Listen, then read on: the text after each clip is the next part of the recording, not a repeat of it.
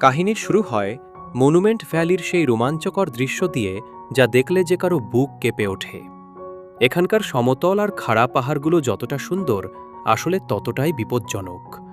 এখানে ৫ জন মানুষ পাহাড়ে চড়ার চেষ্টা করছিল। এদের মধ্যে ৩ জন একই পরিবারের সদস্য। বাবা রয়েস অত্যন্ত অভিজ্ঞ পর্বতারোহী, তার মেয়ে অ্যানি আর ছেলে পিটার। তাদের সাথে আরও ২ জন ছিল যারা ততটা দক্ষ ছিল না। রোদের তীব্র তাপের মাঝে তারা উপরে উঠছিল। হঠাৎ উপরের ২ জন ভারসাম্য হারিয়ে হাজার হাজার ফুট নিচে পড়ে যেতে থাকে। যেহেতু তারা সবাই একই দড়িতে বাঁধা ছিল, তাই ওজনের ধাক্কায় সবাই পাহাড় থেকে আলাদা হয়ে শূন্যে ঝুলতে থাকে। একটিমাত্র ছোট্ট হুকের সাহায্যে তারা ৫ জন দড়িতে ঝুলছিল। বাতাসের ঝাপটা আর ওজনে দড়িটি দুর্বল হয়ে যাচ্ছিল। হঠাৎ সবার মেঝে থাকা ২ জন দড়ি ছিঁড়ে গভীর খাদে পড়ে মারা যায়। এখন দড়িতে বাকি ছিল রয়েস, পিটার আর অ্যানি। হুকটি পাথর থেকে বেরিয়ে আসছিল। রয়েস বুঝতে পারেন ওজন না কমালে তার ২ সন্তানও মারা পড়বে। তিনি অ্যানিকে একটি ফাটলে ক্ল্যাম্প লাগাতে বলেন, কিন্তু অ্যানি ব্যর্থ হয়। তখন রয়েস এক কঠিন সিদ্ধান্ত নেন। তিনি পিটারকে বলেন ছুরি বের করে তার দড়ি কেটে দিতে। পিটার আর অ্যানি ভয়ে স্তব্ধ হয়ে যায়, কিন্তু শেষমেশ বাবার জোরাজুরিতে চোখের জলে পিটার দড়ি কেটে দেয় এবং রয়েস নিচে পড়ে প্রাণ হারান। এর ৩ বছর পর পিটার বাবার মৃত্যুর অপরাধ বোধ থেকে পাহাড়ে চড়া ছেড়ে দিয়ে ন্যাশনাল জিওগ্রাফিকের ফটোগ্রাফার হিসেবে কাজ শুরু করেন। তখন খবর আসে একটি বড় দল পৃথিবীর ২য় সর্বোচ্চ এবং প্রাণঘাতী চূড়া K2 জয়ের প্রস্তুতি নিচ্ছে। পিটার জানতে পারেন তার বোন অ্যানিও সেই দলে আছে।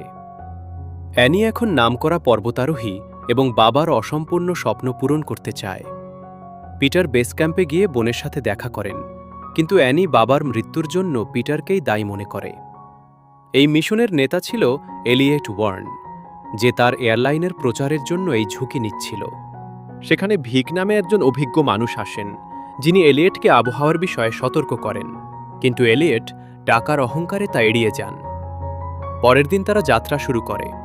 ২৬,০০০ ফুট উচ্চতায় পৌঁছানোর পর রেডিওতে ঝড়ের সংকেত আসে। দলের নেতা টম ফিরে আসতে চাইলেও এলিয়েট জেদ ধরে এগিয়ে যায়। নিচে থাকা পিটার দূরবীন দিয়ে দেখেন তার বোন মৃত্যুর দিকে এগিয়ে যাচ্ছে। হঠাৎ ভয়াবহ তুষার ঝড় শুরু হয়। অ্যানির পায়ের নিচের বরফ সরে যায় এবং সে একটি গভীর খাদের ভেতরে পড়ে যায়। দড়ি ছিঁড়ে যাওয়ায় সে নিচে আটকা পড়ে। ওদিকে তুষার ধসে দলের বাকি ২ জন মারা যায়। খাদের ভেতরে মাত্র ৩ জন বেঁচে থাকে, অ্যানি, এলিয়েট আর টম। তারা বরফের নিচে জীবন্ত কবর হয়ে যায়। অ্যানি মোর্স কোডের মাধ্যমে সংকেত পাঠায়, যা নিচে থাকা পিটার বুঝতে পারেন। বিশেষজ্ঞরা বলেন ৩৬ ঘন্টার বেশি তারা বাঁচবে না। পিটার তার বোনকে বাঁচাতে নাইট্রোগ্লিসারিনের বিপজ্জনক বোমা নিয়ে উপরে যাওয়ার সিদ্ধান্ত নেন। টাকার লোভে আরও কয়েকজন তার সঙ্গী হয়। ভিকও তাদের সাথে যোগ দেন। ভিকের স্ত্রী ৪ বছর আগে এই পাহাড়ে নিখোঁজ হয়েছিল। পাহাড়ে যাওয়ার পথে একটি বোমা ফেটে দলের ২ জন মারা যায়। বিস্ফোরণে বরফ সরে গেলে ভিক তার স্ত্রীর মৃতদেহ খুঁজে পান। সেখানে একটি ওষুধের বাক্স দেখে ভিক বুঝতে পারেন যে এলিয়েট ৪ বছর আগে তার স্ত্রীকে বাঁচাতে পারত, কিন্তু সে ওষুধ চুরি করে তাকে ফেলে এসেছিল। খাদের ভেতরে এলিয়েট চরম স্বার্থপর হয়ে ওঠে।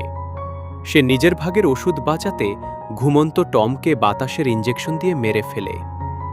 এদিকে পিটার আর ভিক খাদের মুখে পৌঁছে বোমা ফাটিয়ে মুখ খুলে দেন। পিটার ভেতরে নেমে অ্যানিকে দড়িতে বাঁধেন।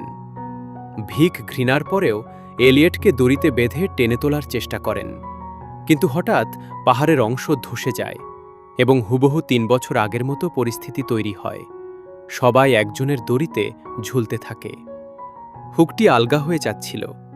ভিক বুঝতে পারেন সবার ওজন দড়ি সইতে পারবে না। তিনি পিটারের দিকে তাকিয়ে হাসেন এবং ছুরি দিয়ে নিজের দড়ি কেটে দেন।